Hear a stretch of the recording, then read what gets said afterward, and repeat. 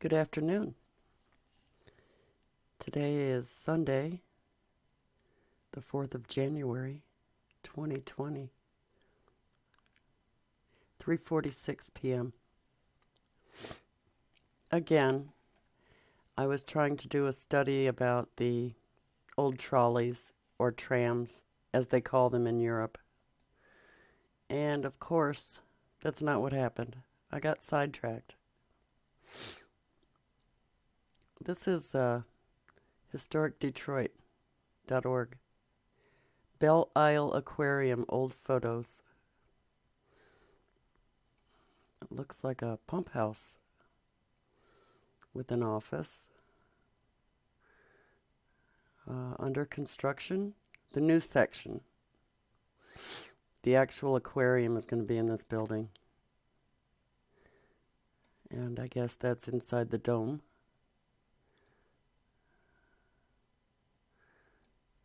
Piping and, I don't know, cleaning the water or something. Looks like those big water barrels that you'd see on the railroad. Petticoat Junction.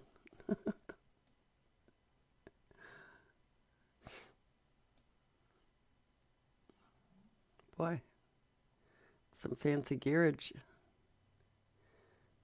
And a lot of them were like this in a window type, smaller aquariums.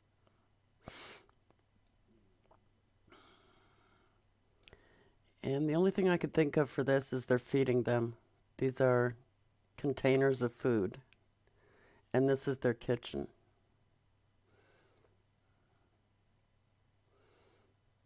This must be like a fish farm where they raise fish or clean it or clean the water. I don't know. Looks like a drain right there on the floor. Still under construction. I wonder what this is down here. And this looks old. Are they removing it? There's something down here, a boiler. Something that must have been original to this original building, if that's even it. That isn't it. I'll show you what it looked like. So you got, the guys with the top hats back here. The penguins. And the workers. Which are, well, here's a few. 5 or 6, 7 that we can see. Using steel.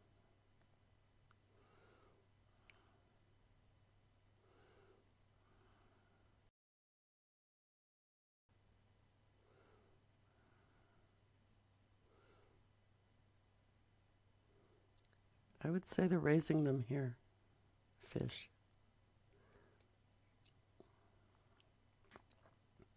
Boy, look at that. That's some heavy duty pumps. That's the original building there. Old World. I don't know if we can zoom in on it. No. It's got the green man. It says Aquarium and City of Detroit up here. And look back here. Isn't that something? That don't look like it's really part. It looks like it was added into the picture. Doesn't it? Well, maybe that's all they're really going to put over that construction that they were doing. Just going to put glass and steel over the top of it. It's possible.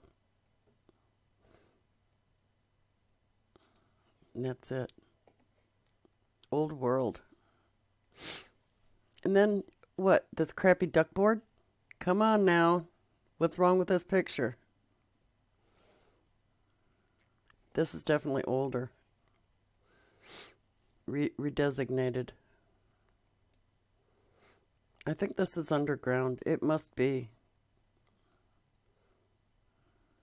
Wow.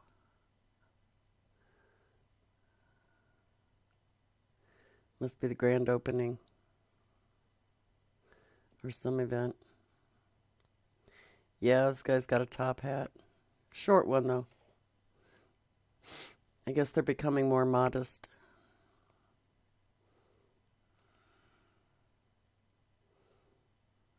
Wow. It's got the shields.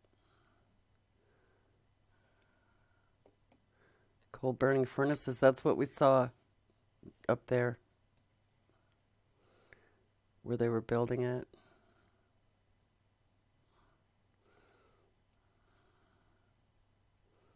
Right there.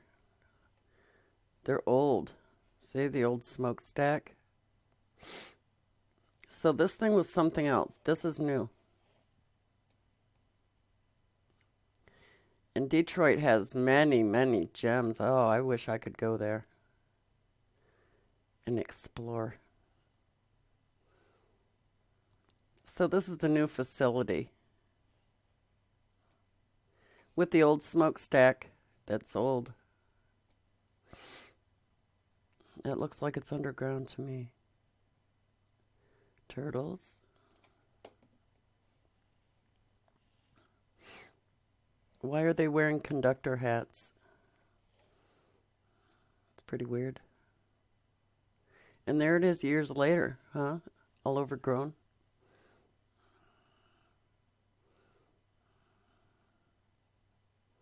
Check this out.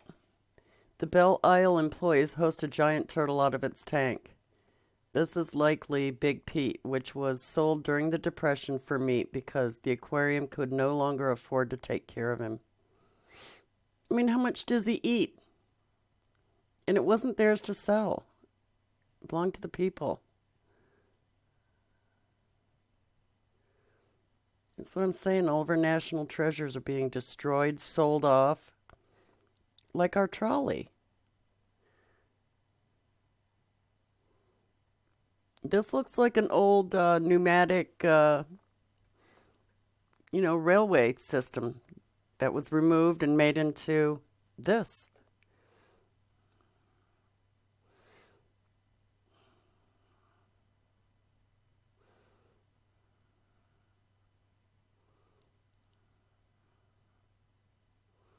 The incredible piece above the main entrance features the city seal. Detroit Free Press Archives. Glad somebody got a picture of all this stuff. Because it ain't there now. Look at that, huh?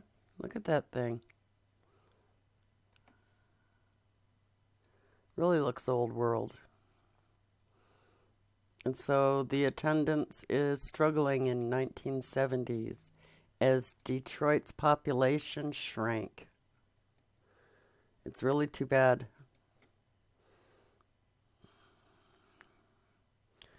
So I wanted to look up the Belle Aquarium. It's in Detroit. I wonder if we should look at the map.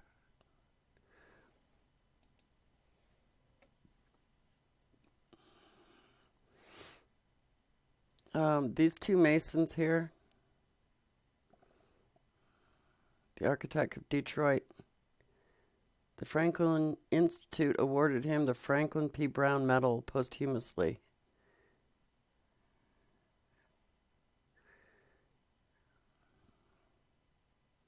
What in the world?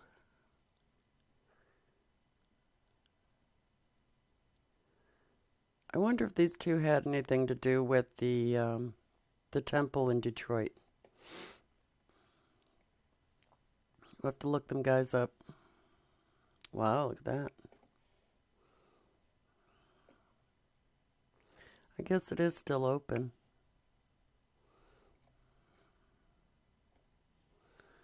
Alright, so that was one weird thing.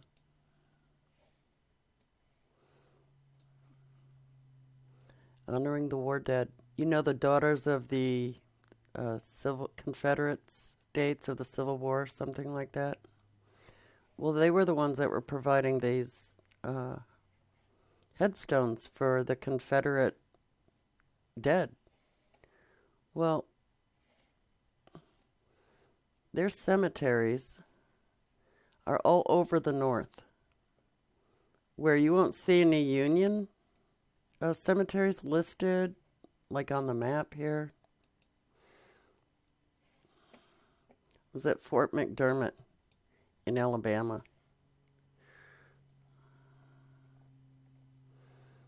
And so I'm going to go down and look at this star fort down here, over here.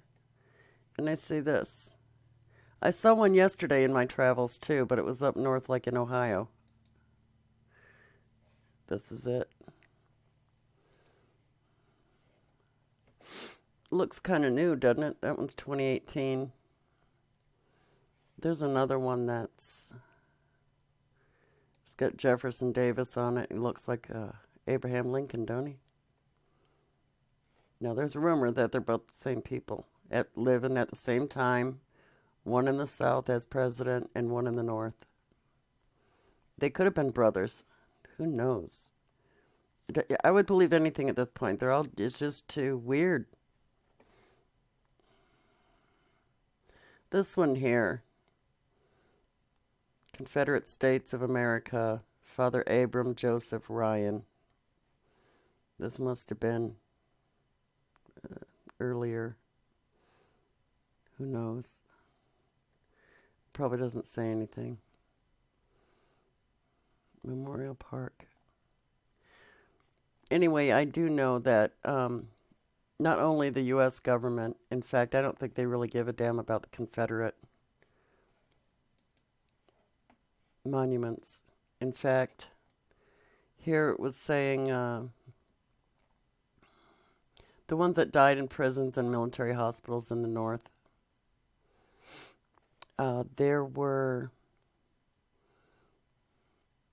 regulations, according to the U.S. government, for how their headstones would be, what inscriptions they'd have on them.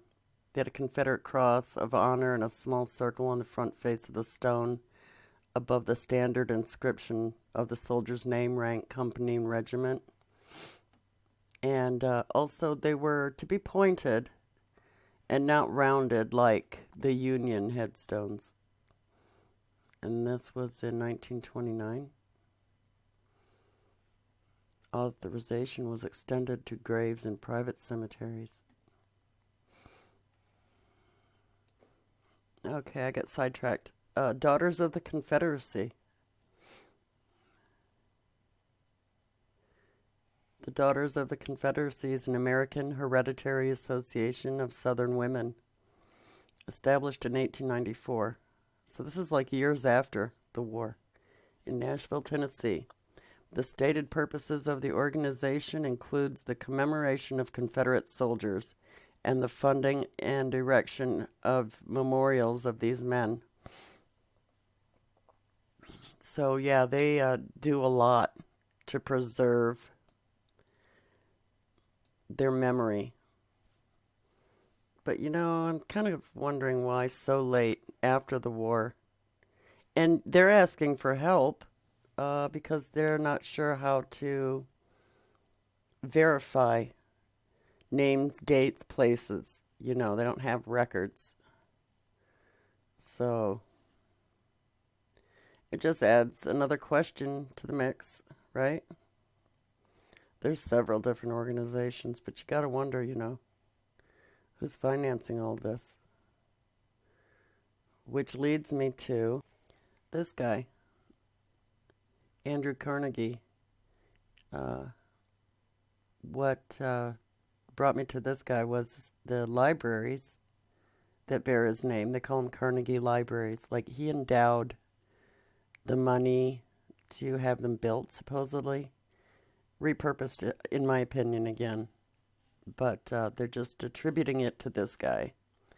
He is a very wealthy man with over 40 books written. Scottish-American industrialist and philanthropist. Carnegie led the expansion of the American steel industry in the late 19th century and became one of the richest Americans in history.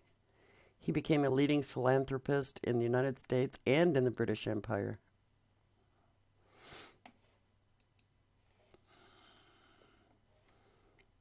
And by philanthropy, they mean, building things, uh, funding things.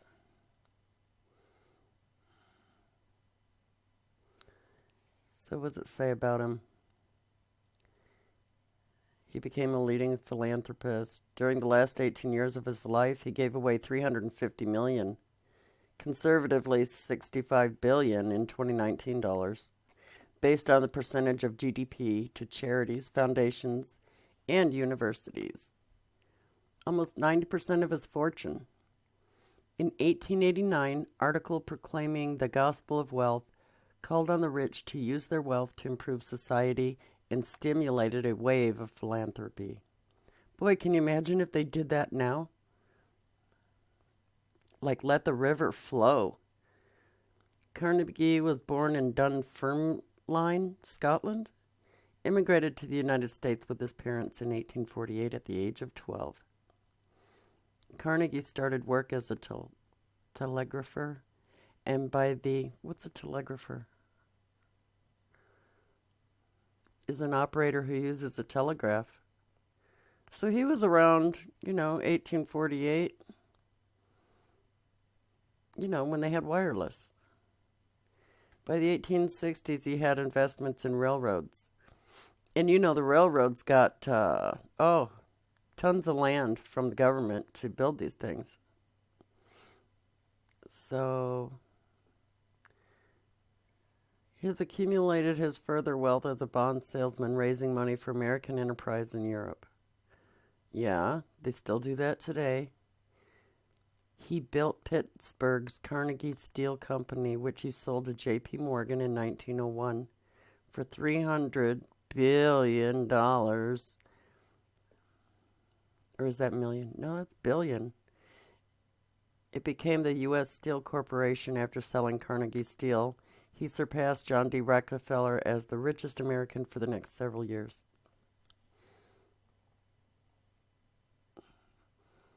So he was born in a humble beginnings. Usual story.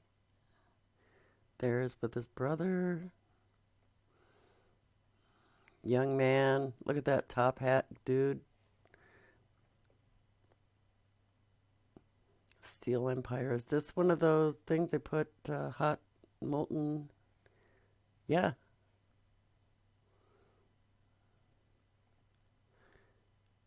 He made his fortune in the steel industry, controlling the most extensive integrated iron and steel operations ever owned by an individual.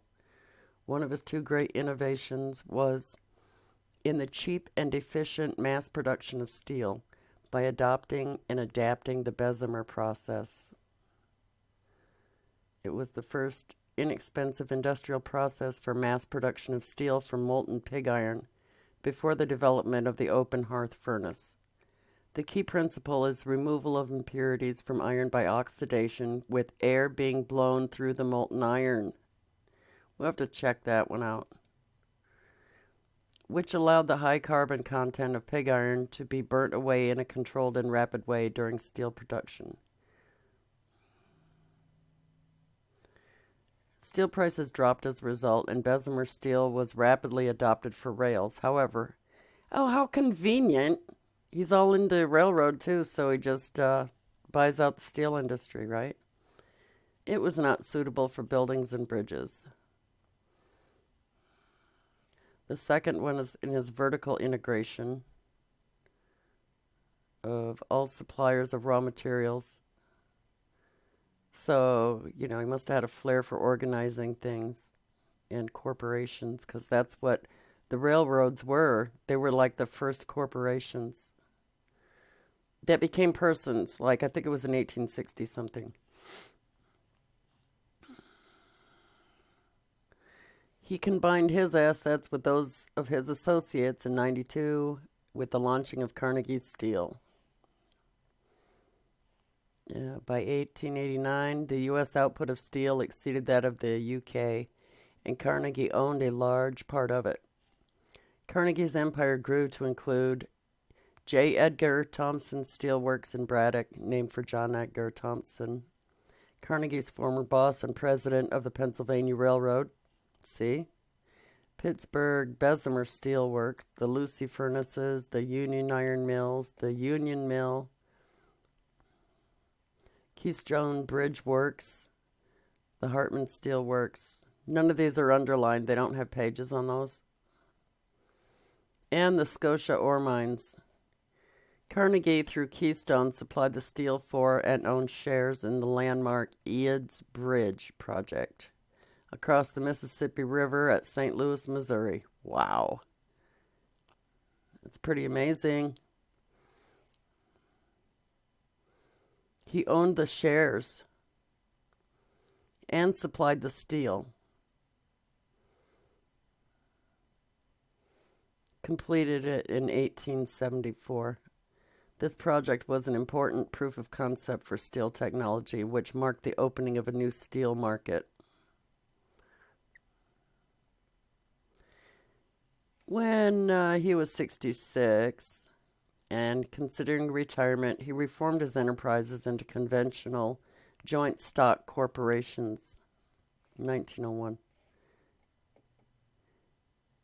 As preparation for this, John Piermont Morgan was a banker and America's most important financial deal maker.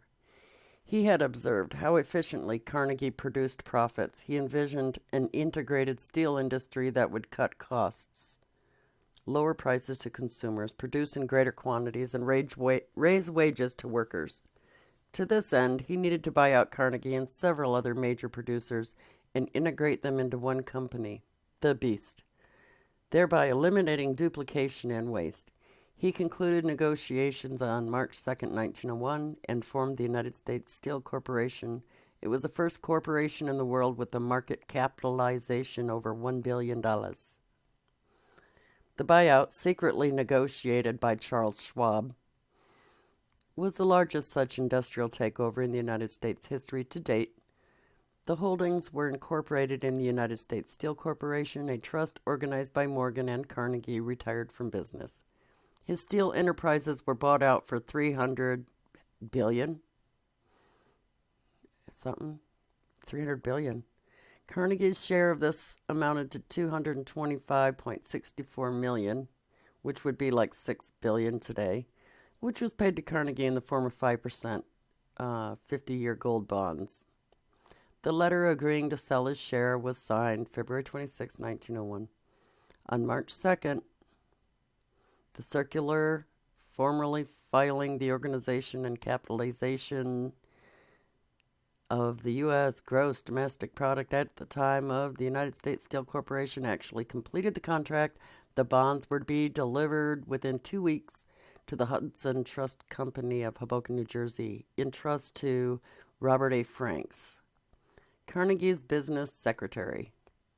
There's a special vault was built to house the physical bulk of nearly $230 million worth of bonds. I wonder what that looked like. Maybe that's what those bunco booths are.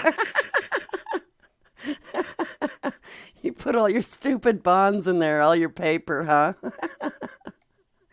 Oh. Is it even paper now? It's just blips on a screen. Funny money. So he continued his business career. Some of his literary intentions were fulfilled. He befriended the English poet Matthew Arnold and the philosopher Herbert Spencer and the American humorist Mark Twain, of course, as well as being in correspondence and acquaintance with most of the U.S. presidents, statesmen, and notable writers. He constructed commodious swimming baths for people of his hometown in Dunfermline in 1879. In the following year, Carnegie gave £8,000 for the establishment of the library. Take a look at that. Wow. In Scotland. You have to look at that. In 1884, he gave $50,000 to Bellevue Hospital Medical College, now part of New York University Medical Center, to found a histological laboratory. Is that about blood? Histology is known as microscopic anatomy or microanatomy. in the branch of biology which studies microscopic anatomy of biological tissue. Histology is the microscopic counterpart to gross anatomy, which looks at larger structures visible, blah. Okay. So like a laboratory, now called the Carnegie Laboratory. You want to have a look at that? I was trying to find, some of his libraries. I guess I could just look those up. But there's your little lesson on Carnegie for today. Carnegie Institution for Science.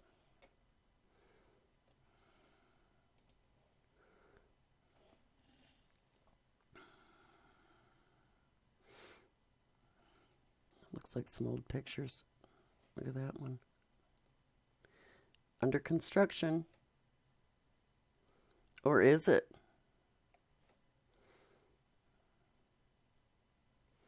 Take a look at it.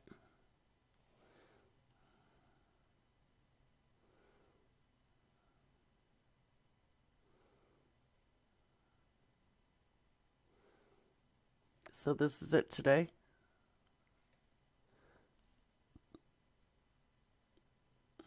Looks like there's several. Yeah, just dump your money into those.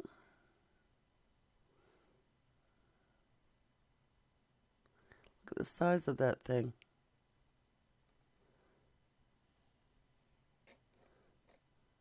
That's their lab.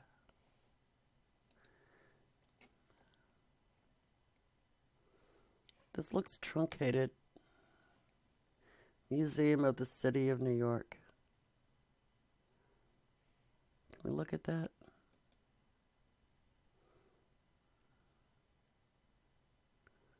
No.